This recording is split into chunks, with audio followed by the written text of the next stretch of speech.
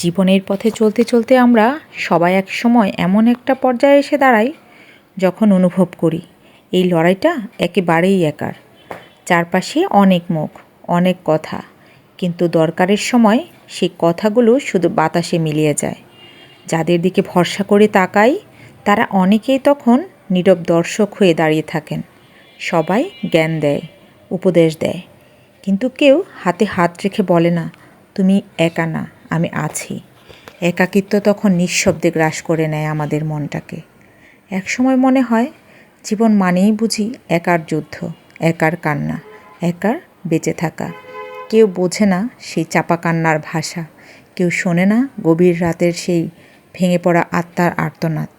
আমরা চাই কেউ বুঝুক, কেউ পাশে থাকুক, একটু সহানুভূতি দেখাক, কিন্তু বাস্তবতা অনেক সময় বড় নির্মম। মানুষ পাশে থাকে শুধুই সুবিধার সময়, আর দুর্দিনে কেবল শূন্যতা। তবুও আমরা আশায় থাকি, হয়তো কখনো কেউ এসে বলবে, চিন্তা করো না, আমি আছি। সেই আশাটুকুই কখনো কখনো আমাদের বাঁচিয়ে রাখে। আমাদের সমাজে দরকার এমন মানুষ যারা শুধু কথায় নয়, কাজে পাশে দাঁড়ায়।